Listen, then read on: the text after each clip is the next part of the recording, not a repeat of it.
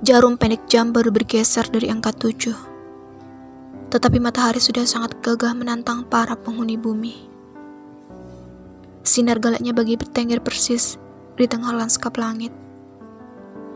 Asap knalpot kendaraan yang kotor membuat pandangan ke depan terkadang berwarna abu-abu bercampur coklat. Suara klakson dari kendaraan di sana-sini ikut berpartisipasi menambah polusi jenis lainnya.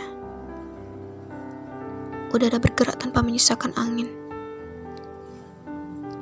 Benar-benar pagi yang gerah.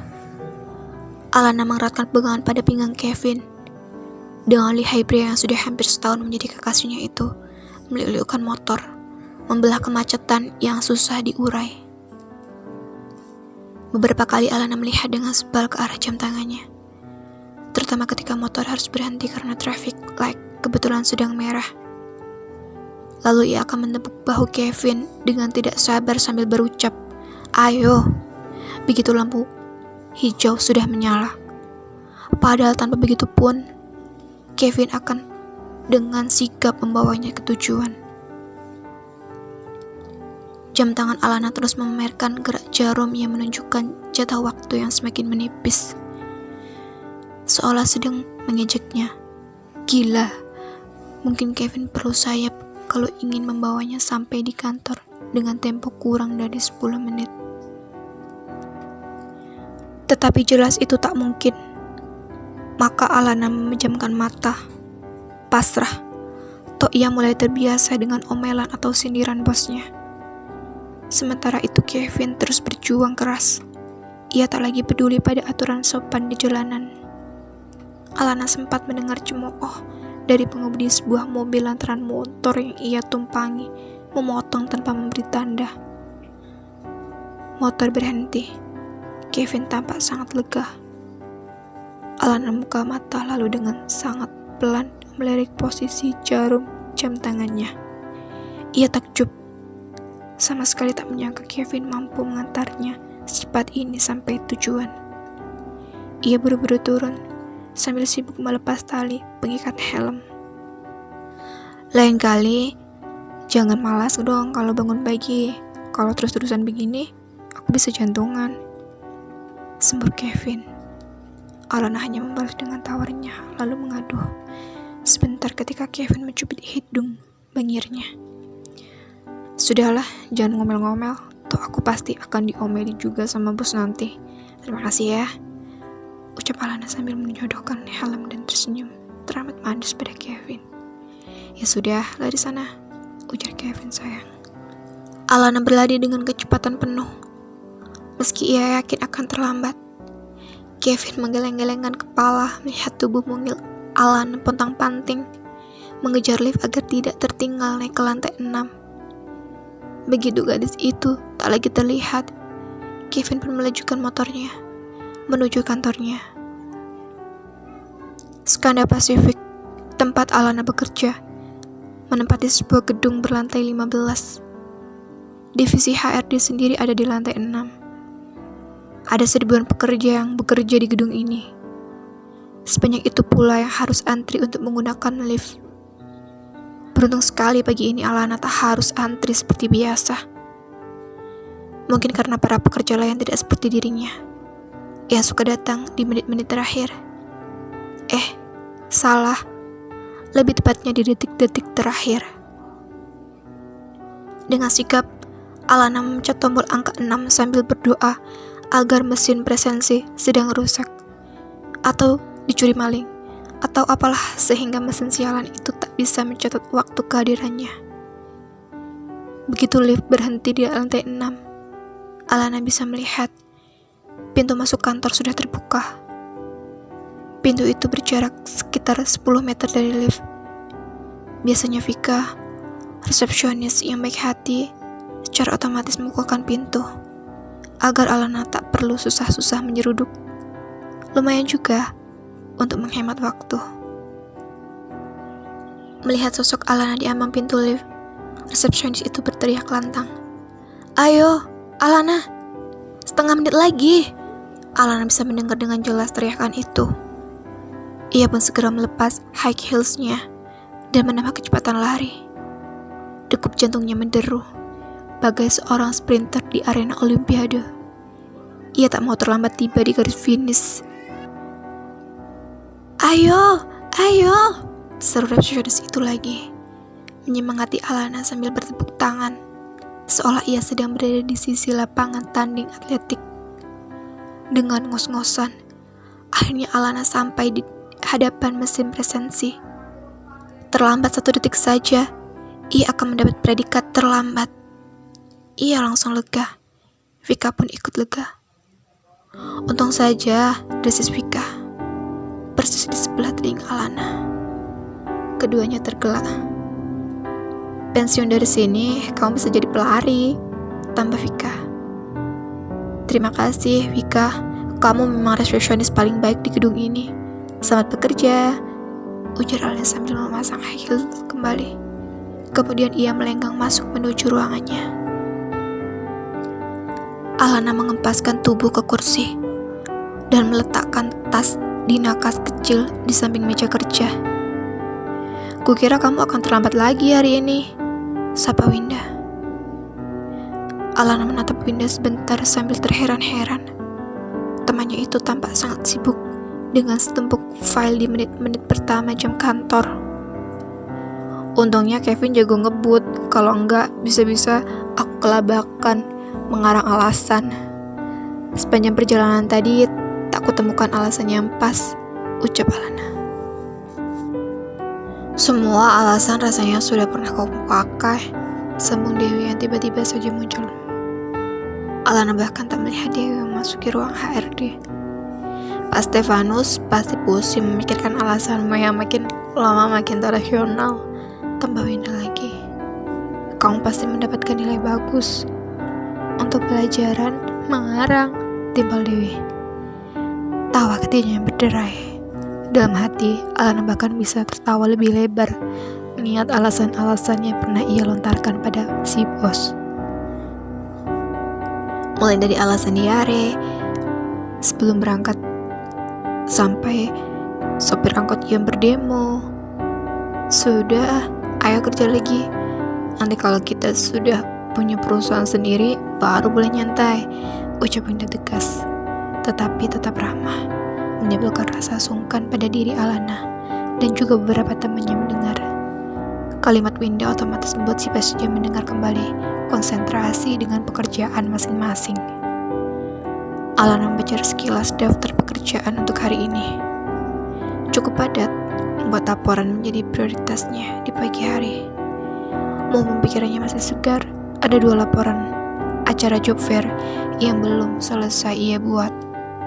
Ketika ujung telunjuknya baru saja akan menggerakkan mouse komputer, sebuah pesan masuk di ponselnya dari Kevin. Nggak telat, kan? Itu artinya malam ini aku bisa menikmati mie pangsit plus es teler gratis dong. Alana menggulung senyum. Ia membalas pesan Kevin dengan jawaban singkat. Oke. Sekilas teringat kembali olehnya adegan pagi tadi. Malas bangun pagi adalah nama tengah Alana. Meski alarm sudah dipasang pada pukul 6 pagi, tetap saja ia akan bangun pukul 6:30. Itu pun jika Kevin datang dan menggedor-gedor pintu kamarnya. Lana, bangun dong. Masa tukang ojek sudah datang, kamu masih belum bangun? Aku bisa terlambat juga nih, teriak Kevin dari luar kamar. Lalu Alana membuka pintu dengan muka masam. Kok aku baru dibangunin sih? Tanyanya. Kevin yang sudah berkacak pinggang di ambang pintu kamar merasa sangat gemas. Rasanya ia ingin sekali mencubit pipi Alana. Tetapi Mama Alana tidak bisa menahan diri untuk tidak mengomeli panjang. Enak saja, coba tanya Papa dan Boksar. Berapa kali Mama gedor-gedor pintu kamu? Makanya, lain kali kalau alarm sudah berbunyi, jangan dimatikan dan tidur lagi. Kalau sudah kesiangan begini, orang lain disalahkan. Apa kamu gak kasihan sama Kevin? Malu dong. Kevin yang kemudian duduk di sofa, menggerling nakal pada Alana, merasa besar kepala mendapat dukungan dari calon mertua. Kebiasaannya bangun siang dan berangkat dalam kondisi serba buru-buru memang membuat semua orang ikut terkena imbas, termasuk Kevin, karena ia harus bisa mengendari motor dengan sangat lincah, melawan kemacetan, mencari jalan tikus agar pacarnya itu tidak terlambat sampai di kantor. Kevin, Alan seringkali heran dengan kesabaran yang disuguhkan pria itu. Meski kerap kali memprotes sikapnya, tetapi semua itu selalu diakhiri tawa, jeweran ringan pada telinga, atau cubitan kecil di ujung hidung, membuatnya yakin bahwa Kevin tidak benar-benar marah. 4 tahun bersahabat dengannya, kemudian hampir setahun ini menjalani hubungan cinta. Kesabaran Kevin sudah sangat teruji. Sebetulnya, secara fisik, banyak yang berkomentar Kevin dan Alana bukan pasangan yang serasi. Alana yang bertubuh mungil dengan tinggi hanya 150 cm terlihat semakin mungil bila berdampingan dengan Kevin yang memiliki tinggi 173 cm. Belum lagi ukuran kulit. Alana memiliki kulit sawo matang yang kontras jika dibandingkan dengan Kevin yang berkulit terang. Kata-kata bernada menggoda sering kali Alana dengar dari keluarganya. Bahkan jika ia berdampingan dengan Kevin, mereka tampak seperti tuts piano, hitam dan putih. Tapi ia tak peduli. Baginya cinta tak mengenal perbedaan sepele, seperti tinggi badan dan warna kulit. Lagi pula, Kevin tidak pernah mempermasalahkan wanita kulitnya yang gelap, dengan mata berwarna coklat, almond, dan hidung bangir, serta bibir sedikit tebal di bagian bawah. Wajahnya justru tampak eksotis. Kevin seringkali memanggilnya dengan sebutan karamel, coklat dan manis, semanis hubungan mereka. Persahabatan antara Alana dan Kevin dimulai ketika mereka sama-sama duduk di bangku kuliah. Meskipun berbeda jurusan, keduanya sering bertemu di perpustakaan. Diawali dengan Alana yang meminta izin berbagi meja perpustakaan karena saat itu sedang penuh. Hubungan pun berlanjut. Kebetulan Alana memiliki teman yang satu jurusan dengan Kevin. Begitupun sebaliknya. Kevin yang sabar dan humoris mampu membuat hari-hari Alana ceria. Dari hubungan persahabatan, akhirnya meningkat menjadi hubungan percintaan. Alana, kamu tidak takut orang akan mengira aku pacar kamu? Enggak tuh, biasa saja. Kalau begitu, sekalian saja kita pacaran, bagaimana?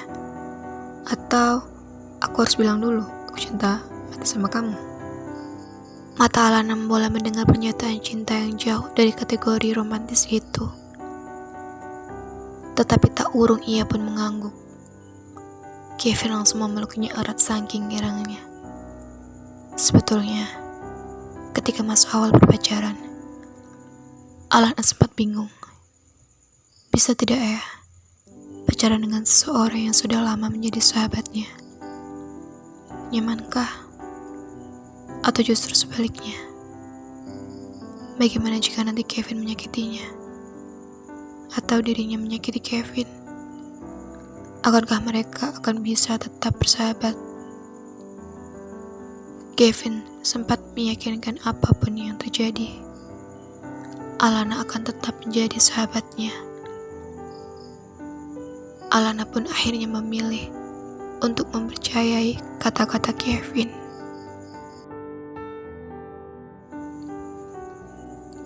Alana, tolong kamu hubungi orang ini daripada kamu melamun seperti itu.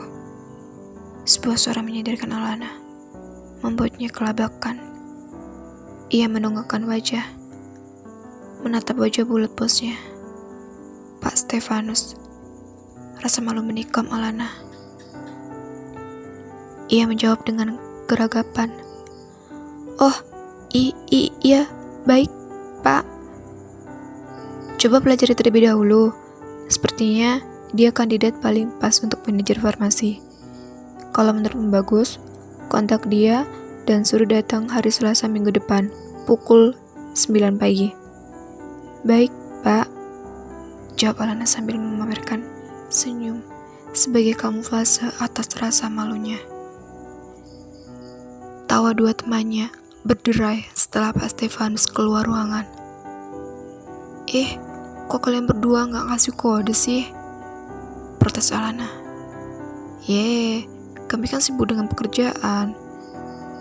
Jadi sama sekali gak memperhatikan kalau Pak Stefanus datang. Dia membela diri.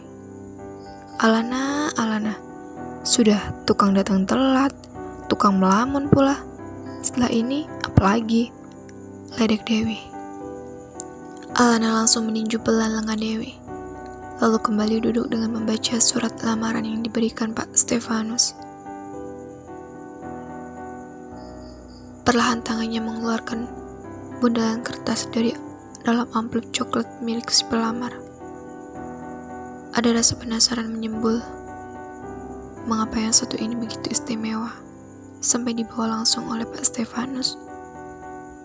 Meskipun Pak Stefanus berkata, kalau menurutmu bagus. Sesungguhnya secara tersirat, beliau menunjukkan dirinya menyukai pelamar yang satu ini. Tak lama kemudian, ketika bundalan itu sudah terlepas dari amplopnya, Alana memfokuskan penglihatannya pada nama dan foto si pelamar. Detik berikutnya, Alana berteriak histeris. Matanya sempat melihat foto yang diselipkan di ujung bundalan itu.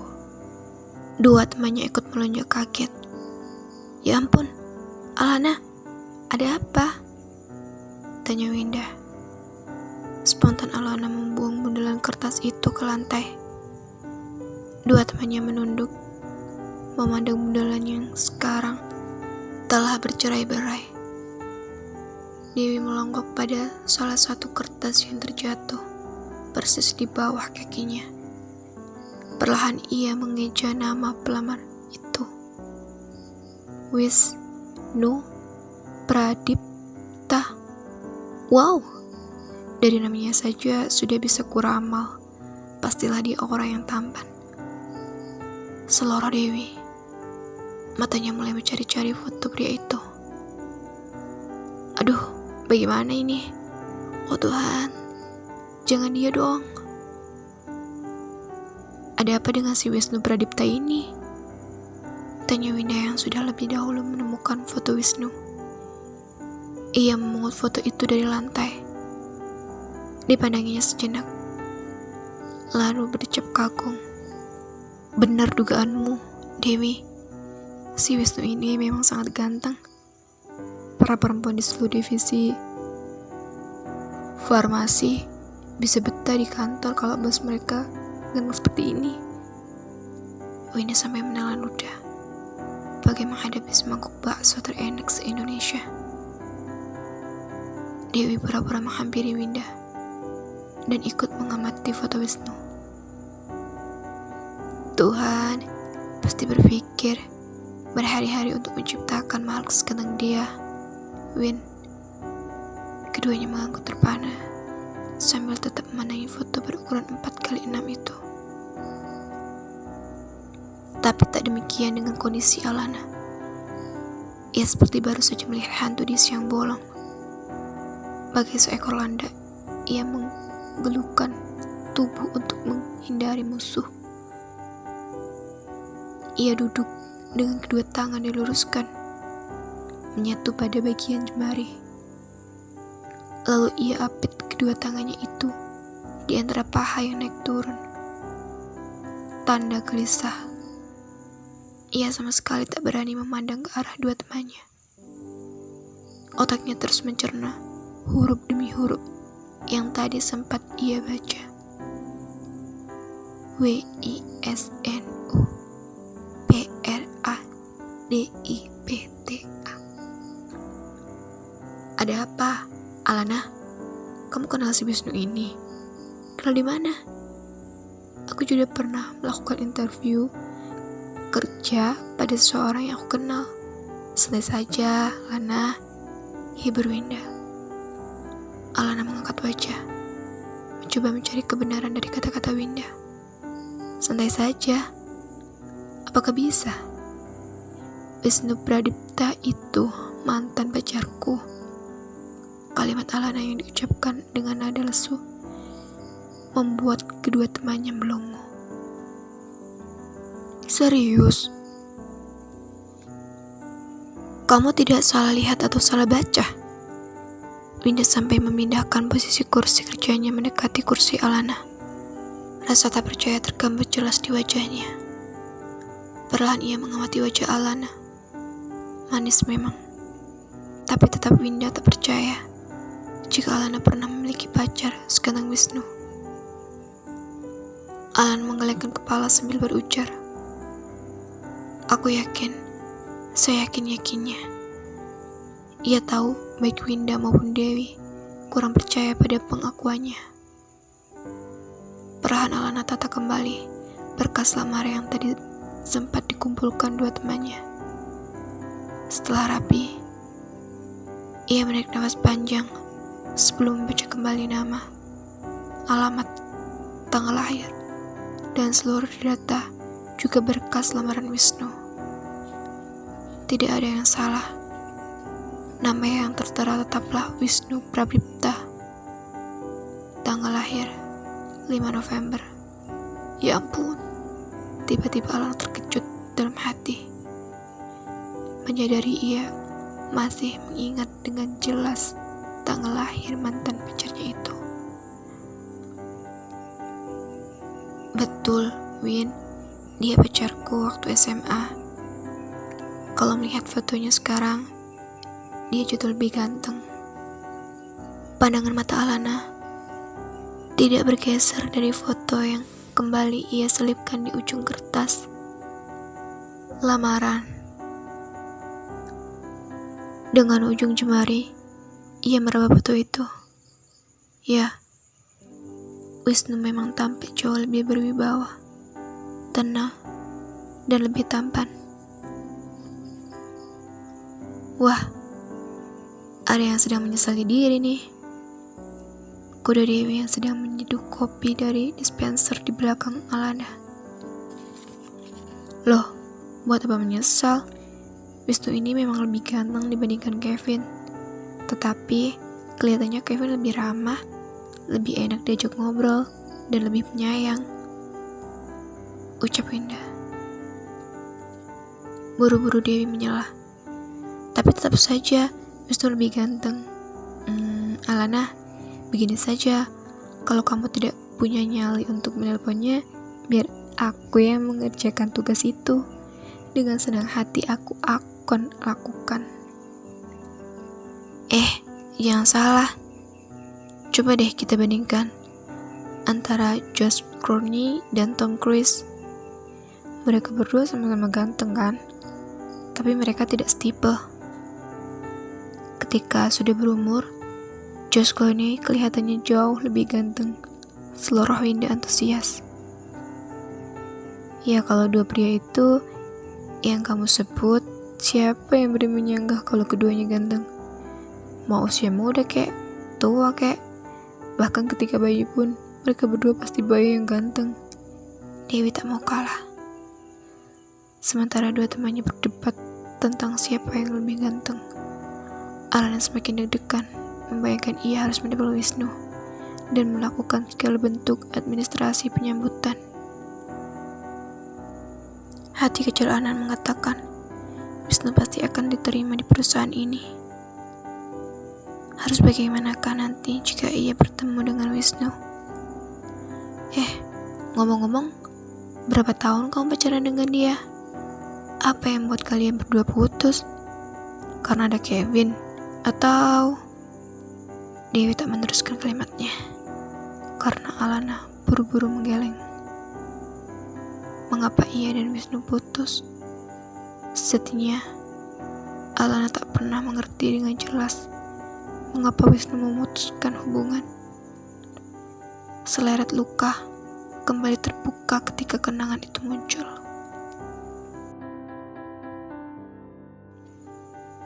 Kilat dan petir menyempurnakan kengerian malam. Seakan hujan deras belumlah cukup untuk membuat malam tampak seram. Hawa dingin jelas memperpanjang daftar hal yang membuat penderitaan. Sekitar 40 siswa SMA negeri favorit serempak merapatkan jaket dan mengeratkan dekapan tangan pada tubuh masing-masing. Mereka terpesak duduk manis, menikmati hujan dalam tenda-tenda yang mengelilingi lapangan kecil. Di tengah-tengah lapangan, api unggu sudah dari tadi mati, basah oleh guyuran air hujan. Berapa mata memandang kecewa ke arah kayu yang sudah basah itu. Hujan tak peduli bagaimana mereka berjuang mendapatkan kayu untuk dijadikan api unggun. Alana duduk dengan posisi kaki ditekuk hingga ia bisa menempang dagu pada kedua lutut. Biasanya ia tidak takut akan petir, kilat, ataupun hujan deras. Tetapi malam ini ia baru menyadari mengapa ada beberapa orang yang takut akan hal itu. Berkali-kali ia harus memejamkan mata atau menutup telinga agar efek kilat dan petir tidak mempengaruhi pertahanannya. Ia harus bisa menikmati malam ini, bagaimanapun seram dan mencekamnya. Bukankah sudah menjadi cita-citanya untuk bergabung dalam kepengurusan OSIS? Bukankah sudah menjadi tekadnya untuk membuktikan pada papa mamanya, pada teman-temannya, bahwa ia bisa? Jadi ini hanyalah resiko kecil yang harus ditanggung. Resiko kecil yang tak sebanding jika dibandingkan dengan kebanggaan menjadi pengurus OSIS yang akan didapatnya nanti. Bukan hal yang mudah hingga akhirnya Alana bisa mengikuti kegiatan ini. Kendala terbesarnya sebelum mengisi formulir adalah kepercayaan diri yang sangat minim. Ia sempat maju mundur. Kemudian ia harus menjalani 3 tahap seleksi. Tes tulis tentang pengetahuan umum, tes wawancara, dan kampanye. Kampanye, bisa-bisa ia semaput berdiri di panggung. Alana sempat merasa tak akan terpilih. Begitu sadar tes wawancaranya tak berjalan mulus, dan kampanyenya berantakan. Ia bahkan lupa pada teks pidatonya, dan sempat bengong di hadapan teman-teman. Tetapi ternyata ia lulus. Maka baginya, malam ini sejatinya adalah hadiah dan bukan bencana. Begitu Alana memompa semangat, mengunci rasa takutnya. Baru 15 menit berlindung di tenda, sudah ada perintah untuk melanjutkan kegiatan. Padahal alam belum cukup ramah. Masih terdengar petir, dan langit sesekali seakan tampak terpecah oleh kilat. Dari tenda panitia terdengar aba-aba untuk berkumpul, sesuai dengan pembagian seksi. Alana yang tergabung dalam seksi kewirausahaan berkumpul di tenda nomor 5. Ia akan mendapatkan pengarahan dari ketua OSIS, Ezer, dinampingi wakilnya yang berwajah tenang, dengan mata tajam bak elang, Wisnu. Alana sempat bertanya-tanya, sepenting inikah seksi yang ia pilih, hingga harus mendapatkan pengarahan langsung dari ketua OSIS, didampingi wakilnya. Jika memang seksi ini penting, sungguh ia merasa tersanjung. Pertanyaan itu baru terjawab ketika acara pengarahan selesai, berbarengan dengan selesainya hujan. Kamu yang namanya Alana, kan? Alana menghentikan langkahnya setelah mendapat sapaan begitu. Seseorang yang ia kenal sebagai Esa sudah berdiri di belakangnya. Sebetulnya Alana sudah berniat kembali ke tenda. tetapi disapa oleh sang ketua OSIS. Ia merasa harus menunda niat itu. Iya, saya Alana. Putri Dokter Hendarto. Iya, betul. Ada apa, Mas? Kenalkan saya Ezer, putra Dokter Herlambang. Ujar Ezer sambil menjulurkan tangan. Alana membalas jabatan tangan Ezer dengan kaku. Dari awal, ia sudah tahu siapa Ezer. Isu yang beredar, Ezer terpilih sebagai ketua OSIS lantaran kekuasaan sang ayah. Tidak dimungkiri, sekolah favorit ini diisi oleh dua kelompok. Kelompok yang satu terdiri dari anak-anak yang berasal dari keluarga kaya, yang orang tuanya berprofesi sebagai dokter atau pejabat. Sedangkan kelompok yang satunya lagi berisi anak-anak yang terkenal dengan kepandaiannya. Mereka bisa masuk sekolah ini karena nilai kelulusan SMP yang mendekati sempurna. Beberapa di antara mereka bahkan berada pada bagian yang terarsir. Anak orang berada sekaligus punya otak gemilang. Alana berada pada bagian yang diarsir itu. Ada yang ingin saya obrolkan denganmu?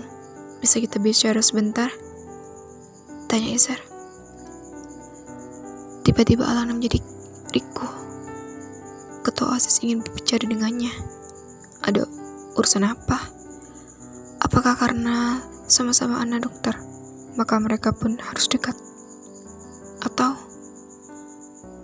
otak Alana sibuk berspekulasi, sementara tulang belulangnya sudah seperti terserang osteoporosis dini. Kamu cantik. Kalimat pendek itu mampu membuat Alana menoleh terkejut. Saya suka kamu sejak pertama kali melihatmu. Mau jadi pacar saya? Papa kamu pasti setuju. Papa saya kan senior papa kamu. Dunia di depan Alana seketika sekolah berhenti berputar. Pause. Ini pernyataan romantis yang disampaikan dengan sangat tidak romantis. Cewek mana yang tidak ingin memiliki pacar? Semua cewek pasti ingin. Kepercayaan diri pasti bertambah jika yang menjadi pacarnya adalah cowok populer di sekolah. Tetapi, apakah akan menjadi cerita cinta yang indah jika pernyataan cintanya seperti ini? Tanpa makan malam romantis atau acara nonton film romantis. Ini sama sekali di luar skenario yang ada di kepala Alana. Ia spontan menggeleng. Loh, kenapa? Aku tidak mengenal Mas Ezer. Bagaimana bisa aku? Ya, nanti kan bisa ngobrol lagi supaya kita bisa saling kenal. Bagaimana?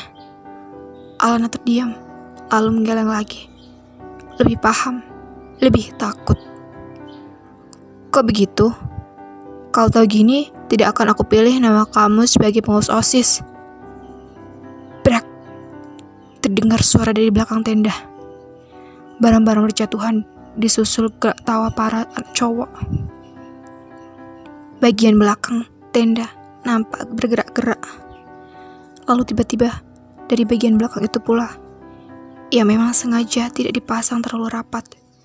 Seorang terjatuh tersungkur hingga tubuhnya masuk bagian dalam tenda. Cowok yang jatuh itu terbahak. Begitu juga dengan beberapa temannya mendorongnya. Wajah Alana mengerut, sementara wajah Ezer tak lagi tampak ramah. Sorry, ucap cowok yang terjatuh sambil berusaha bangkit. Wisnu, dalam keadaan belum bisa menghentikan tawanya. Kalian menguping? Maaf, tadi sialan. Ezer bangkit dan sedikit mendorong Wisnu dengan muka merah padam. Perpaduan antara marah dan malu. Ia pun bergegas keluar tenda. Sementara Wisnu menatap heran pada Alana yang tak tahu harus berbuat apa. Kemudian terdengar suara Ezer yang mengomel pada teman-temannya di belakang tenda. Tak jelas apa yang dikatakan oleh Ezer, karena telinga Alana bagai ditutup sesuatu. Alana terpaku tak bisa berkutit. bingung dengan adegan yang baru saja terjadi. "Hei, kamu baik-baik saja?" tanya Wisnu dengan mimik khawatir. Alana merasa matanya menghangat, tetapi ia berjuang agar air matanya tak turun. Wisnu mendekat dan mengamati wajah Alana yang masih terdiam. "Kamu kenapa?" "Jadi aku diterima bukan karena aku memang layak diterima." "Memalukan," seru Alana. Ia pun bangkit dan bergegas pergi dari sana. Tetapi tangan Wisnu menahannya. "Alana, tunggu. Jangan hiraukan kata-kata Ezar. Itu tidak 100% benar," serunya. "Berarti ada benarnya?" sahut Alana. "Bukan begitu maksudku. Dengarkan dulu." Tetapi Alana keburu dilingkupi kecewa dan malu. Dengan langkah-langkah lebar, ia beranjak dari sana, bersiap untuk pamit dari acara itu. "Aku mau pulang. Aku memang bercita-cita menjadi pengurus OSIS, tetapi tidak begini caranya. Aku tidak mau. Dipilih hanya karena papaku, atau karena alasan paling memalukan sedunia yang tadi sempat dibilang Mas Ezar," ucap Alana lantang. Beberapa anak lain yang berada dalam tenda sekitar tentu saja mendengar. Satu persatu mereka mulai keluar karena penasaran dengan keributan yang terjadi. Saat itu Lana ingin mati saja. Ia berharap bumi menelannya dari bawah atau langit menariknya ke atas dan tak kembali. Alana masuk ke dalam tenda, menangis karena malu dan sebal. 2 hari acara LDKS itu benar-benar bagian neraka. "Jangan cengeng. Kalau kamu mau dihargai karena kerja kerasmu, karena otakmu, buktikan. Undurkan diri dari kepengurusan OSIS justru membuat kesempatanmu untuk membuktikan pada teman-teman yang lain hilang," ujar Wisnu ketika akhirnya setelah 3 hari acara LDKS selesai. Alana menghadap ke ruang sekretariat OSIS untuk menyerahkan surat pengunduran diri. Ezar sedang menghadiri acara di kantor Palang Merah Indonesia saat itu. Alana tak tahu, mungkin juga Ezar menghindar. Jadi Wisnu lah yang menemuinya. "Kalau kamu bermental tempe, mana bisa maju? Aku tahu kamu pasti malu. Tetapi ini masalah remeh. Buat apa diambil pusing? Baru masalah begini saja sudah membuatmu keder. Apalagi nanti 20 tahun lagi kalau kamu sudah bekerja. Kamu akan temui banyak hal yang membuat kamu malu. Kamu boleh mundur kalau kamu memang gagal dalam tugas. Silakan mundur dan akui kegagalan serta minta maaf. Tetapi kalau kamu mundur hanya karena begini, justru itu yang memalukan." Alana tertunduk. Dalam hati ia sangat heran bagaimana cowok berwajah tenang dengan bermata tajam beelang itu tampak begitu dewasa dengan kata-katanya. Itu adalah hari pertama sepanjang 15 tahun kehidupannya. Alana merasa sangat terpukau, sekaligus kagum pada makhluk berjenis kelamin laki-laki. Ia jatuh cinta.